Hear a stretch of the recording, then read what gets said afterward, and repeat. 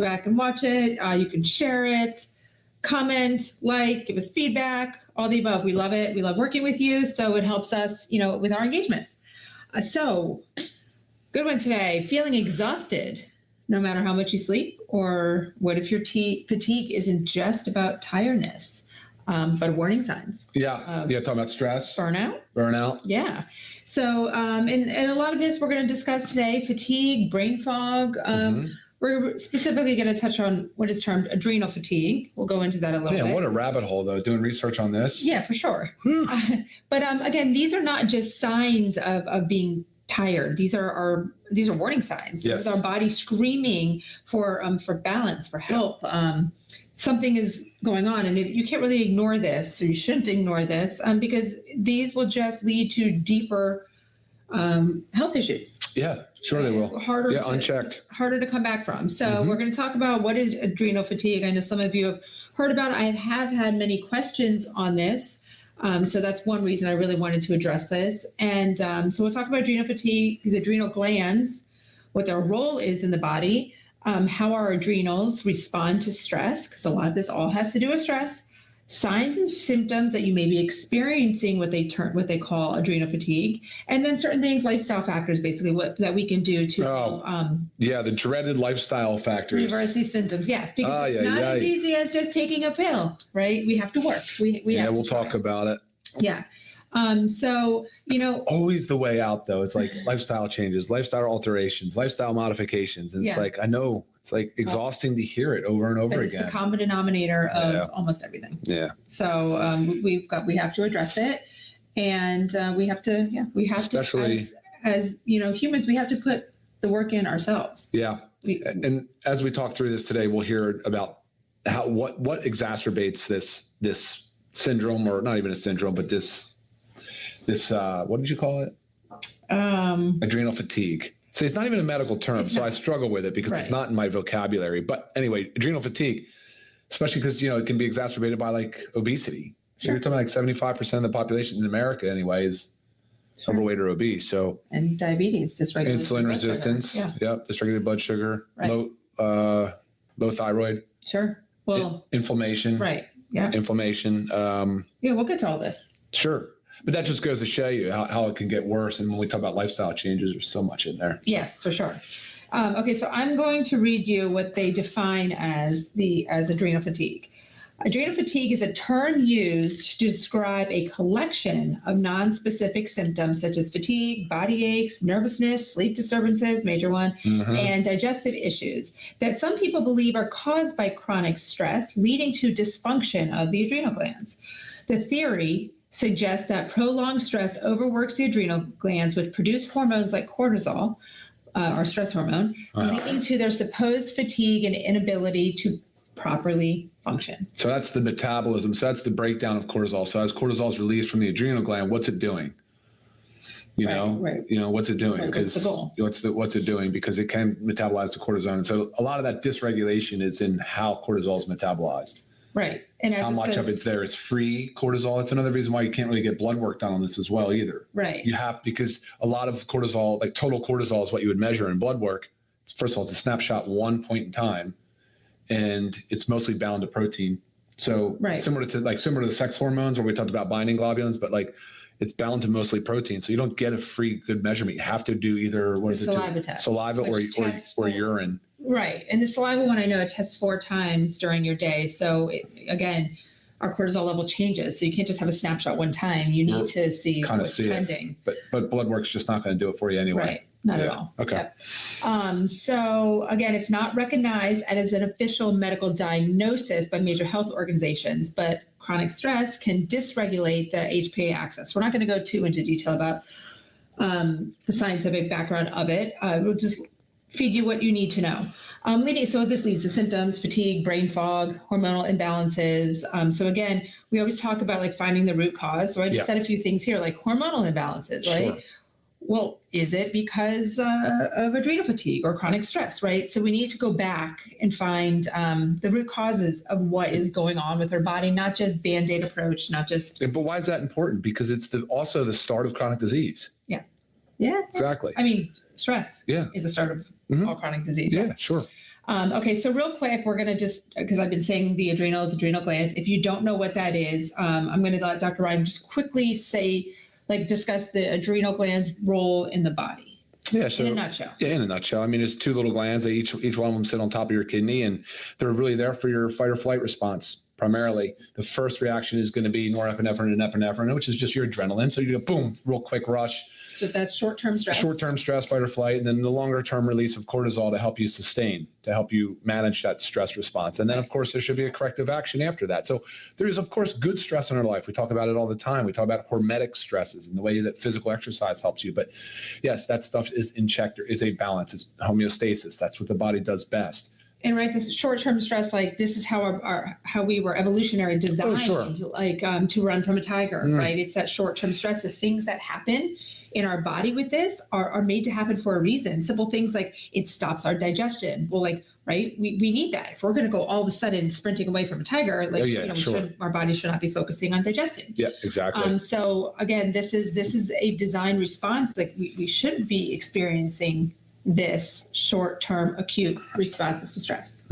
Agreed. Okay. And then did you go into that was short-term. What about long-term? Cortisol, the release of cortisol. And that again, it has a lot to do with the metabolism of cortisol and how the body can use cortisol and the benefits of cortisol.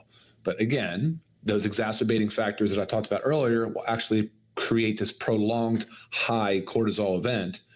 But just as bad as high cortisol prolonged, low to none cortisol, low to no, basically low cortisol is what comes after. Yeah, and it's also very bad. Right. The whole point is this balance, right? Sure. It's just and we're supposed to have different responses. Like example, when we first wake up in the morning, it's a stressor for our bodies, right? We're got to force ourselves to get up, get going. So our cortisol should be elevated. Sure. If you're experiencing that fatigue where you just cannot drag yourself out of bed in the morning, you're probably waking up with low cortisol, right? So a lot of times with this adrenal fatigue, the flip-flop happens, right? So you'll have low in the morning, high at night. If you have high cortisol at night, that's your wired but tired, right? Yeah, so sure. Your body is so exhausted, but you're lying there, can't settle. That's that high cortisol in the evening when we really want it to be low, so we can get ourselves ready for bed. Yeah, and not wanting to go too deep into detail, but there is interrelated aspects with the thyroid, the pituitary, and the adrenal glands. They call it the TPA axis. That there's a lot of feedback loops in there as well. So, but trying to keep it high level and talk about things that you can do from lifestyle and supplementation. That's what we're our goal is today. Right. And it's noted too that most people with this type of adrenal fatigue typically have some kind of thyroid issue going on as well. So just something to think about, if you are battling with thyroid dysfunction, whether it's hyper or hypo, something else to look into. So that was just all the long-term chronic stress, which with this, it helps sustain energy levels, regulate inflammation, and manage prolonged stress. But when we have this chronic stress, it's not working properly. Okay. So you talked about the adrenal glands, and the adrenal glands, they're important, as Dr. Wright said, help regulating hormones that affect metabolism, stress response, blood pressure, and more. But I'm just, here we go. I just said metabolism. We all know about metabolism. When we want to lose weight, we need to increase our metabolism. But if we're here battling chronic stress, that's going to affect our metabolism. Therefore, we're going to have trouble losing weight, especially in the abdominal region. So again, finding out the root causes, figuring out what's going on with our body. Each body's unique. It's not a one size fits all. Okay. So that's about what adrenal fatigue is, the adrenal glands role. We talked a little bit about the stress, short-term, acute, long-term, chronic. What else? Some cortisol, lots of notes here. Oh, you do. Wow. Okay, let's just talk about stress, because all of this really has to do with stress and how stress can affect the brain, because I want to start to incorporate brain fog into this, because it is also one of the symptoms of adrenal fatigue, and it's a major one. And that would be when the cortisol level drops, right? Brain fog would be when the levels are dropped out. Yes. Right. Yes, because so you had a spike or you had a prolonged high and then it drops to nothing. That's where your brain fog occurs. Right. But that's also where you feel lack of energy. You can't function. Yeah, massive fatigue. It's just so many things. Yeah. So if you have high or dysregulated cortisol, okay, this chronic stress can lead to these cortisol imbalances, which affect brain function, memory, focus. You might think, gosh, I can't remember anything anymore, but it's just you're totally wiped out. It's maybe not that you've got something going on, more involved than that, but it's just the fact that this high cortisol, this high stress is there, leading to that plummet of the cortisol. Blood sugar swings. So if you're diabetic especially, and then you have this chronic stress and you're trying to balance your blood sugar levels, but then with the stress, you're having all these fluctuations. And I also want you to think about too, while we're just talking about diabetes, or let's just say blood sugar response.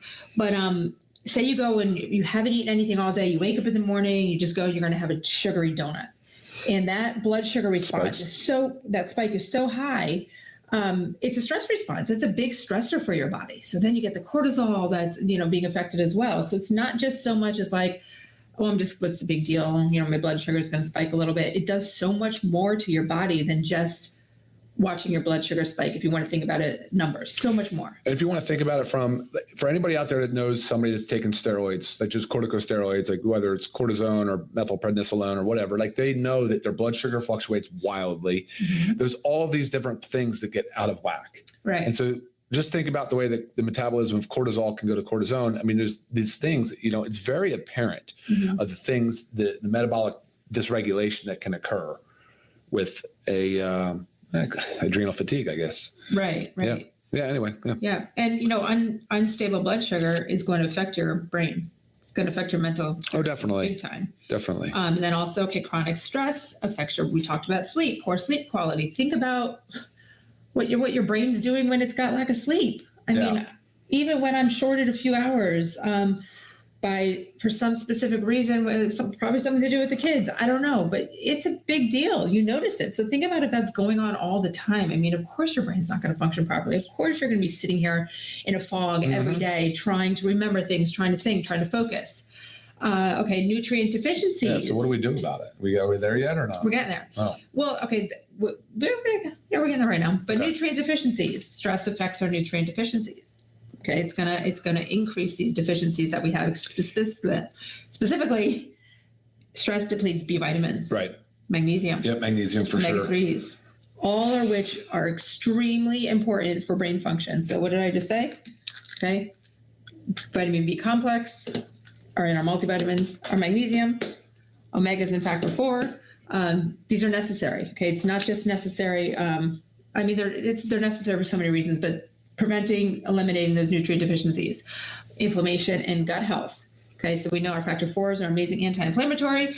Also, just speaking of gut health, we have our probiotic gut support, but stress really affects the gut. So typically those with adrenal fatigue or stress issues, we have something going on with the gut, whether it's diarrhea, it's constipation. I mean, our gut is affected by it, which also gut-brain connection mm-hmm. contributes to the brain fog. So many little things. So I just want to run through real quick some signs and symptoms before we get to what you can do. And then if you guys do have questions, make sure you're typing them in, questions specific to what we're talking about, because we will address them at the end. So if you're thinking, gosh, I wonder if I have adrenal fatigue, or I wonder what's going on. Okay, persistent fatigue. You feel exhausted even if you've slept all night, and you're maybe use a sleep tracker and you're like, oh, wow, I slept 8 hours. What's going on? I am exhausted. Afternoon crashes, at that 2-3 o'clock where you're thinking ooh, I need to go get another cup of coffee. Yeah, don't do that, but that's definitely a sign. Relying on caffeine or sugar to stimulate you, to get you through the day. Brain fog and mood changes, which we just talked about, the difficulty concentrating, maybe even feeling overwhelmed, anxious, irritable, mm-hmm. all part of it. Lack of motivation. Sleep disturbances, just talked about that. It's not just trouble falling asleep, it's trouble staying asleep. They say this is you get a second wind at night. Mm. I feel like I hear this all the time where someone's like, oh, I'm so tired between 2 and 5, and then all of a sudden I get my second wind, so I stay up because I'm like, I can get so much work done. Well, because this is a very vicious cycle. Yeah, it is. Very vicious cycle. Cravings and blood sugar imbalances, which we talked about, increased belly fat due to an increase in due to cortisol imbalances. Hormonal and immune issues, you tend to get sick more often, which is, and then hormonal ones, thyroid dysfunctions or metabolism. Again, here's the slow metabolism. And it could be possible you have some unexplained like physical disturbances. It could be like dizziness. We talked about digestive issues, body aches, stuff like that. So here's the big one, because I want to talk a lot about this, is things that we can do to reverse these symptoms of so-called adrenal fatigue, or if we just want to talk about fatigue, stress, brain fog, they're all related. Yeah. Hey. Covered a lot. Awesome. Okay, so obviously prioritizing sleep. That's a very, very big one. And I know that this is hard to do because if I just told you, if you're having these cortisol imbalances and you're tired but wired at night, how are you supposed to prioritize sleep? So we need to break habits. We need to, you just need to start somewhere, and it's not going to be overnight. Again, this is not a quick fix. These are lifestyle changes that you're really going to have to work for. We do have our CBN sleep gummies. Those can help you let your body relax and get to sleep and stay asleep. CBN is the sleep molecule. So working on that, because again, I could just tell you, great, go ahead tonight, starting here, get 7 to 9 hours of sleep. That's step one. Well, you're thinking like it's impossible because by the time I fall asleep, I really only have 5 hours before my alarm is going off. So consistent routines. So this is all getting into the routines of things. We've done a training on sleep before where we talked about like eliminating the blue light, keeping your room cold and dark, earplugs, eye masks, all the jazz that can help with that. So set yourself up for good sleep. And again, this is not going to happen overnight, but you need to start with this. Okay, reducing stress. So again, easier said than done. Yeah, way easier said than done. Yeah, I almost cringe when people just say it. It's like, oh, that's really what you should do. Work on stress. Super easy. Which is almost stresses you out just hearing it. Yeah, it does. Yeah, I know. But there's things that you need to, again, force yourself to do. Deep breathing, meditation, yoga. If you're like, I can't meditate, I don't have time for yoga, that's not my thing. Deep breathing. Yeah, okay? Prioritize yourself. Put yourself first in so many ways, right? Like start doing those things you want to do. Right. Like, simple, we talk about box breathing. I talk about box breathing to help you fall asleep at night, but it also can help you decrease stress. Box breathing, inhale for 4, hold for 4, exhale for 4, hold for 4. Calm your nervous system. So say you're at work and your boss just comes in screaming at you and you feel the stress going through, you feel your blood pressure rising. Take a step back, do box breathing or whatever breathing technique works for you. There's lots of them too that you can Google online. I'm not going to go into all the details. There's many. But again, it's finding what works for you, finding what calms your body down. Go on a walk outside. Leave your workplace. Sure. Your kids are driving you crazy. Oh my gosh, I know how that feels. Go outside. Just take a walk around the block. Get some fresh air. Breathe. Let your body calm down. So we need to work on these things because if we just keep ourselves in that stressed out state, we're not going to be able to calm ourselves down. Daily, make sure you're laughing, connecting with others. If you're not, you got to work on that. You have to find joy, social support, it's there. So if you feel like you're just in a rut, there's ways to get out. There are ways to get out. Okay. Yeah, absolutely. Yeah. Comedy's a good one. Moving along, comedy. Yeah. Anything to make you laugh. Laughing brings joy. Laughing calms the nervous system. Okay. Food, diet, eat a nourishing blood sugar balanced diet. So don't want to go into so much on nutrition. No, don't do that. But I want you to understand that this is a major player in our body's stress response. Things need to be balanced. If you're doing some extreme diets, that's a stress for the body. If you're eliminating something completely, that could be a stress for the body. That's why maybe like keto works for some people and it really doesn't work for the others, because eliminating all the carbohydrate sources, I'm talking about good, healthy carbohydrate sources like sweet potatoes and squash and stuff like that you can't have on keto. Body needs that, right? Maybe it's perceiving this big stressful environment because it's not getting what it needs. And we use carbohydrates for energy. Also, I've been reading a lot on fasting. I like that one. What? Thanks, Ivan. Prayer is a major stress reliever. Prayer, Thank you, man. definitely, for Absolutely. Fasting. I'm talking intermittent fasting. I'm talking 3-day fast. I'm talking 24-hour fast, whatever fasting you want to put it to. Your body can perceive this as stress, especially a premenopausal female. We have to be careful with fasting because our bodies really see it as a stress. So personally, I'm working on just doing a regular 12-hour fast, making sure my body has time for the digestion and the healing and everything. But I'm actually working on my cortisol levels. I'm working on my stress response. So that's where, my reading up on this topic really comes into play. So just be careful with that, right? If you're sitting here feeling like, oh my God, I'm starving, but I have 2 more hours until I fasted for 16, you're stressing your body out. and it's gonna fight against you. It's gonna have the opposite reaction. Your cortisol is gonna go up. You're gonna store belly fat. Just the exact reason you're probably fasting in the first place, to reduce. No kidding. Right. Yeah. So make sure, fruits, vegetables, lean, healthy meats, omega-3 rich fish, good salmon, supplements where we're definitely going to get into a little more. And then there's exercise. Now, this has always been something that has affected me. Well, it comes easy to you. Yeah. Comes easy to me, but I do too much. I'm working on that too. So I used to always have the mentality, like if I was exercising, I needed to exercise until I was gasping, until I was like, I worked my body, completely. That's too much stress. So, I've worked on balancing things for me personally, which is, different kinds of strength training incorporated with Pilates, incorporated yoga, long walks. So, not every day is a high intensity workout. So adjust your exercise level to your energy level. So if you're waking up and you're like having a really tired day, don't push it and do some high intensity exercise. I'm not saying don't exercise, because do something. It will make you feel good. It will make you feel better, but you don't have to go hit the upper level. You could stay, in the moderate to lower range, and you're still working your body. And again, you'll feel good. Adjust your exercise. Hydration. If you're hydrating, make sure you're also using electrolytes to really help hydrate your body, not just drinking the water. And caffeine management is a big one with adrenal fatigue, high cortisol levels. I shouldn't say high cortisol levels, cortisol imbalances. So we always want to reach for more caffeine because we are so tired that we can't get through the day, but that has the adverse effects. So you don't necessarily need to eliminate all caffeine, but scale it back. Maybe if you're doing our coffee, maybe use half a scoop in the water, or drink an herbal tea. Herbal teas are great. Absolutely. So just lower it a little bit. And then, and here we are, consider supplement support.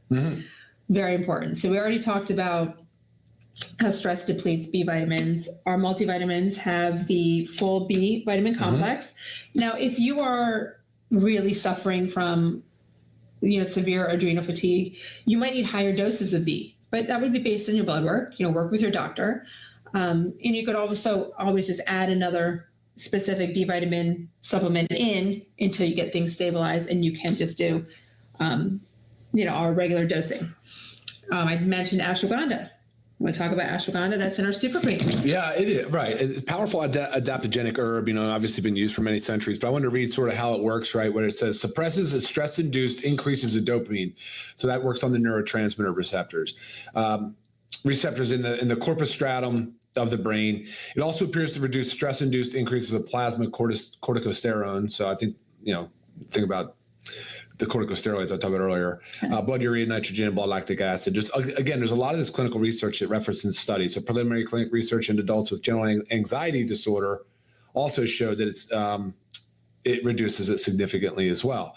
Ashwagandha seems to have a anxiolytic effect, so it eliminates anxiety in laboratory research, possibly by acting on the GABA receptor. So I've talked a lot about GABA receptor being the predominant inhibitory neurotransmitter. That's what would be responsible for, the calming and the sleep-inducing mechanism. Right. So ashwagandha is powerful in many ways. And it's the KSM 66. Yeah, and it's a standardized extract. Right, exactly. So when it comes to ashwagandha, you want to do standardized. You have to know what you're getting. KSM is just the root. You'll notice that that's where the highest concentration of withanolides. So all the beneficial compounds. It's not that like our world or our diet like has a deficiency in ashwagandha consumption, Right. but overall, like because of our sort of just sad diet, I mean, we have a deficiency of like phytonutrients, and antioxidants and beneficial plant compounds. That's the problem, right? Sure. When you recommend drinking that tea, 100%, it's loaded with some of these beneficial compounds. Right. Even coffee is loaded with beneficial compounds. So having coffee is a good thing, just not in excess and not chasing the caffeine thing all throughout the day, because it'll get in the way of your sleep cycle as well. So all great advice, but ashwagandha is one of my favorites. Yeah. And for that reason, and it's crazy because when you start going through the clinical research, you'll see all these other areas that it can improve upon. Again, being that adaptogen, right, can help with physiological and physical and psychological stress. Sure. So you see all these different areas and different ways and proposed mechanisms of action of how it works. And so, it's awesome. It's great. It's an awesome ingredient. Yeah, love our ashwagandha. And that's in our organic super greens. Yep. And I want to circle back real quick when I was talking about the B vitamins. Mm-hmm. Also, a deficiency of B vitamins can affect your sleep. So it's like this is all these catch-22s. It's like stress is going to decrease your B vitamins, which is going to help prevent you from sleeping. Yeah. Well, vicious cycle. So we need to make sure we're supplementing with the B vitamins because they are getting depleted. Your ashwagandha. So this is factor 4 is great in many reasons because of course your omega-3s, but also, this is such a strong, potent anti-inflammatory supplement, which is very important because all this stress response causes lots of inflammation in our body. So it's more than just needing the omega-3s. It's also the turmeric, the CoQ10, the curcumin. Thank you. Yep. Oh, I said turmeric. Did I say turmeric? Garlic, curcumin, which is your turmeric, CoQ10, and omegas. That's right. And then magnesium. Of course, we know magnesium helps us relax. It helps relax the nervous, calm the nervous system.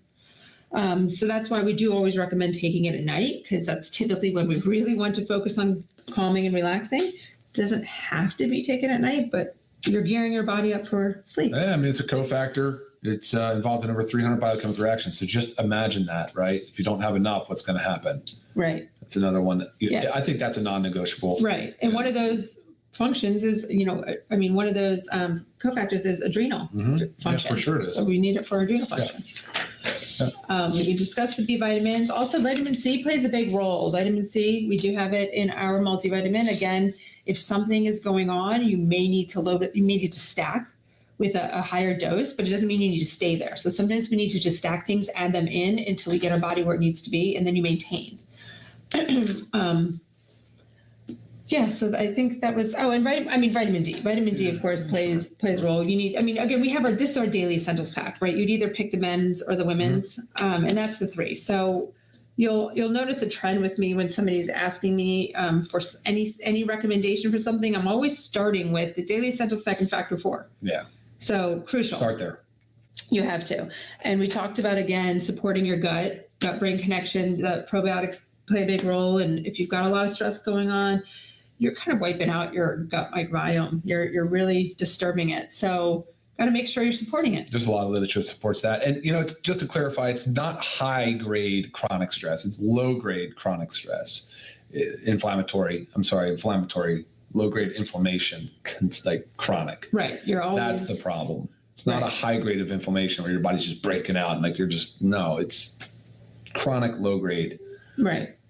Slightly elevated. Yeah. Mm-hmm. For sure.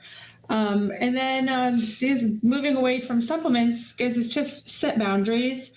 It's okay to say no to something. Like if you feel like things are just piling on and you're always being asked, like you need to stand up for yourself. It's okay to say no, because if you enter this burnout and fatigue, you're not going to be able to get anything done. So schedule time for yourself, schedule downtime, schedule relaxation. And the power of your mind is pretty crazy because you could take 2 different people, one that just doesn't really get stressed out about anything, and one that's gets hyper stressed, and you give them the same situation, and you're just going to have 2 completely different reactions. And that's really how the mind is perceiving that stress response. So sometimes if you feel like something is very stressful, that's also where the breath work can come in. It's doesn't just calm your body, but it takes a step back. So you'll be like, okay, think about it. you know what, this really isn't that stressful. It's not that big of a deal. We can handle this. We can do this, you know? So, yeah, take care of yourself. Slow down. Yeah. So wrap it up? Yeah. Did you see any questions coming in? No. I think we touched on everything that I've commented. I mean, a lot of comments, but you know. Good. Yeah. Again, I really wanted to touch on this because fatigue is such a common thing for people. And again, if this is you and you're constantly feeling tired and you're feeling like that afternoon slump where you have to go for that extra cup of coffee or something sugary to stimulate you, take this information seriously and put those lifestyle factors into practice, because what you're experiencing, again, the red flags, the warning signs of something more serious to come. So take a step back and take care of yourself. And listen to your body. Yeah, listen to your body. And awesome. Yeah. So again, make sure you subscribe to our channel. Always give us comments. Join us every Monday for a new health, wellness, supplement related training. If you guys have any further questions that you did not get to ask today, or maybe we missed it because there was a lot of comments that come in. Sometimes we can miss questions. Email me, lisa@livegood.com. Love it. Awesome, guys. Take care of yourselves. We'll see you next time. Bye. Thank you. Bye now.